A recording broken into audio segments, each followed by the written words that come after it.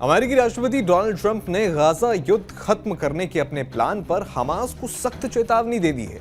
उन्होंने कहा कि हमास को जवाब देने के लिए सिर्फ 3 से 4 दिन का समय है। अगर हां कहा तो मिडिल ईस्ट में नई शांति की उम्मीद जगेगी, लेकिन अगर ना कहा तो बहुत दुखद अंत होगा। मतलब इजराइल को हमास को पूरी तरह खत्म करने के लिए अमेरिका का खुला समर्थन मिलेगा। ट्रंप ने जोर देकर कहा, सभी पक्ष अरब मुस्लिम देश इजराइल तैयार हैं, अब सिर्फ हमास बाकी है। ये सिर्फ गाजा का नहीं, पूरे मिडिल ईस्ट का मामला है।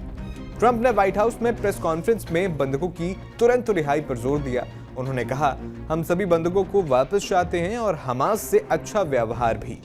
यह ऐतिहासिक मौका है जो पहले कभी नहीं आया, लेकिन हमास के अंदर बहस छिड़ी हुई है। कतर के विदेश मंत्रालय ने पुष्टि की है कि हमास की नेगोशिएशन टीम योजना को स्टडी कर रही है। ट्रंप की योजना स्पष्ट और सख्त है। उसकी मुख्य शर्तें क्या हैं, आइए आपको बताएं। सबसे पहला यह है कि हमास पूरी तरह से हथियार डाल दे, सुरंगें और हथियार बनाने की फैसिलिटी नष्ट हो जाए। भविष्य की गाजा सरकार में हमास को कोई राजनीतिक भूमिका न मिले। जो हमास सदस्य शांतिपूर्ण जीवन चुने और सार्वजनिक माफी मांगे, उन्हें माफी मिल सकती है। इजराइल की सेनाएं धीरे धीरे पीछे हटेंगी। मानवीय मदद और निवेश के लिए सीमाएं खुलेंगी। हमास 20 जिंदा बंधकों और 24 मृत बंधकों की लाशें 72 घंटे में सौंपे। बदले में सैकड़ों गाजा वासियों की रिहाई होगी।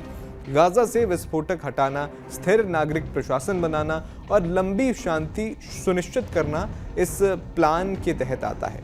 अब हमास ने अभी आधिकारिक कोई जवाब नहीं दिया है, लेकिन संकेत साफ है। बीबीसी को एक सीनियर हमास लीडर ने कहा कि हम ट्रंप के प्लान को रिजेक्ट करेंगे। ये इजराइल के हितों को मजबूत करता है और फिलिस्तीनियों के हक को नजरअंदाज करता है। जेरूसलम पोस्ट की रिपोर्ट के मुताबिक हमास डिसआर्ममेंट यानी हथियार छोड़ना और इंटरनेशनल फोर्स की शर्तों पर अड़ गया है। कतर, मिस्र और तुर्की हमास पर दबाव डाल रहे हैं और कह रहे हैं कि ये सबसे अच्छी डील है। फिलिस्तीनी अथॉरिटी यानी पीए की फतह पार्टी ने योजना का स्वागत किया है। एक न्यूज़ एजेंसी के मुताबिक फतह ने कहा है कि वे युद्ध विराम, मदद पहुंचाने, बंधकों, कैदियों की रिहाई और फिलिस्तीनियों की सुरक्षा के लिए सहयोग करने को तैयार है। लेकिन कुछ ने इसे सरेंडर डॉक्यूमेंट भी कह दिया है और चेतावनी दी है कि यह फिलिस्तीनी यूनिटी तोड़ेगा और ऑक्यूपेशन को वैध बनाएगा। यूएन के महासचिव एंटोनियो गुटेरेस के स्पोक्सपर्सन फरहान हक ने कहा कि यूएन प्रयासों का स्वागत करता है। सभी पक्ष एग्रीमेंट पर कमिट करें। हमारी प्रायोरिटी इस संघर्ष से होने वाले दर्द को कम करना है।